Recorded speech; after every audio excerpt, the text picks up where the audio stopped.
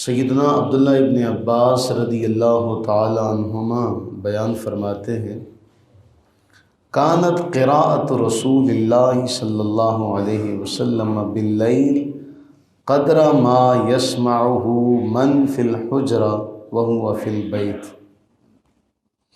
کیا حسین منظر ہوگا اور کیسا اس وقت روح پرور منظر ہوگا جب صاحب قرآن کی تلاوت کرتا ہوگا، کیسا سماع ہوگا۔ رسول اللہ علیہ الصلوۃ والتسلیم قرآن پڑھتے ہوں گے، وہ قرآن جو آپ پر نازل ہوا، اور ان سے اچھا اس پوری کائنات میں کوئی قرآن پڑھ نہیں سکتا۔ اور جب وہ قرآن پڑھتے تھے تو آپ سیرت کی کتابیں اٹھا کے دیکھیں تو مشرکین مکہ جو دشمن تھے، لیکن وہ بھی چوری چوری سننے کے لیے بیٹھ جاتے تھے کہ آج صاحب قرآن پڑھ رہا ہے۔ حضرت عبداللہ ابن عباس رضی اللہ تعالی عنہما بیان کرتے ہیں کہ رسول اللہ علیہ الصلوۃ والتسلیم رات کے وقت جب قرآن کریم کی قرات کرتے تو اتنی آواز سے کرتے کہ صرف آپ کے حجرے تک وہ آواز رہتی، یعنی جو آپ کے اس حجرہ مبارکہ میں ہوتا صرف وہ اس آواز کو سنتا، باقی کسی تک وہ آواز نہ جاتی۔ اب اس حدیث میں ایک بہت اہم پیغام چھپا ہوا ہے کہ رات کی جو عبادت ہے، نفلی جو عبادت ہے، اس میں آپ نے کیا کیا؟ یہ اہتمام کیا کہ اس میں لوگوں پر یہ ظاہر نہ ہو، ورنہ آپ اونچی آواز سے بھی قرات کر سکتے تھے، لیکن رات کو تہجد میں آپ کیا کرتے؟ قرات آہستہ آواز سے کرتے کہ صرف حجرے میں جو موجود ہے اسے وہ آواز پہنچ جائے۔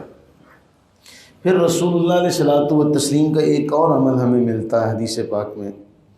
جامع ترمذی میں امام ترمذی سے نقل کرتے ہیں، رسول اللہ علیہ الصلوۃ والتسلیم ایک رات باہر تشریف لے کر گئے۔ آپ نے حضرت صدیق اکبر رضی اللہ تعالی عنہ کو دیکھا کہ وہ قرآن پاک پڑھ رہے ہیں نماز میں، بڑی آہستہ آواز سے قرات کر رہے ہیں۔ پھر جناب حضرت عمر فاروق رضی اللہ تعالی عنہ کے پاس سے گزر ہوا، وہ بڑی اونچی آواز سے قرات کر رہے ہیں۔ یہاں یہ بھی بات ذکر کرتا چلوں کہ حضرت صدیق اکبر رضی اللہ تعالی عنہ نے جب اپنے گھر میں ہی مسجد بنا لی تھی نا، تو وہاں بھی پھر عورتیں بچے اکٹھے ہو جاتے تھے کہ صدیق اکبر رضی اللہ عنہ کی آواز سنیں۔ یہ قرآن اگر پڑھا جائے اور اس کے معنی سمجھ میں آ جائیں تو پھر یہ کشش رکھتا ہے، لیکن اگر اس کے اسرار و رموز کے بارے میں علم ہی نہ ہو، ہمیں اس کی قدر و قیمت کا ہی پتہ نہ ہو، تو پھر وہی اس کی جو ہمارے معاشرے میں جو اس کا حال ہو رہا ہے یا ہم اس کے ساتھ جو کر رہے ہیں وہ سارے ہم جانتے ہیں۔ تو رسول اللہ علیہ الصلوۃ والتسلیم نے حضرت ابو بکر صدیق رضی اللہ عنہ کو دیکھا کہ بڑی آہستہ آواز سے قرات کر رہے ہیں، حضرت عمر فاروق رضی اللہ تعالیٰ عنہ اونچی آواز سے قرات کر رہے ہیں۔ رسول اللہ علیہ الصلوۃ والتسلیم نے صبح ان دونوں سے دریافت فرمایا اے ابو بکر، میں آپ کے پاس سے گزرا تو آپ بڑی آہستہ قرات کر رہے تھے، کیوں؟ وہ عرض کرنے لگے، یا رسول اللہ صلی اللہ علیہ وسلم، میں جس سے باتیں کر رہا تھا وہ میرے پاس تھا، میں تو اسے سنا رہا تھا جو سرگوشیاں بھی سن لیتا، اس لیے میں آہستہ پڑھ رہا تھا۔ کمال کی محبت، کمال کا جملہ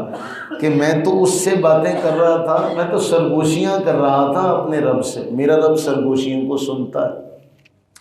اے عمر، آپ اونچی آواز سے پڑھ رہے تھے۔ حضرت عمر کا جلال ہے، عرض کرتے ہیں انی اوقظ الوسنان واطرد الشیطان، میں سوتوں کو جگا رہا تھا، تم بھی جاگو، اور شیطان کو بھگا رہا تھا کہ وہ اس آواز کو سنے گا تو وہ بھاگ جائے گا۔ رسول اللہ علیہ الصلوۃ والتسلیم نے امت کو جو درس دیا میانہ روی کا، جب کل ہم نے جو آیہ مبارکہ پڑھی تھی کنتم خیر امہ، اس کا ایک معنی یہ بھی ہے کہ تم امت وسط ہو، امت وسطیٰ ہو، کہ اللہ تعالیٰ نے ہر معاملے میں تمہیں اعتدال میں رکھا ہے۔ رسول اللہ علیہ السلام نے فرمایا اے ابو بکر آپ تھوڑا سا اونچی آواز کر لو، اے عمر آپ تھوڑا سا آواز کو پست کر لو، نیچا کر لو، درمیانی آواز سے پڑھو۔ تو یہاں ہمیں سبق یہ ملتا ہے کہ اگر ہمیں قرات کے معاملے میں یہ حکم دیا گیا کہ نہ آواز بہت زیادہ قدر بلند ہو نہ بہت زیادہ پست ہو، درمیانی ہو، تو پھر دنیا کے تمام معاملات میں بھی ہمیں میانہ روی کا راستہ اختیار کرنا چاہیے۔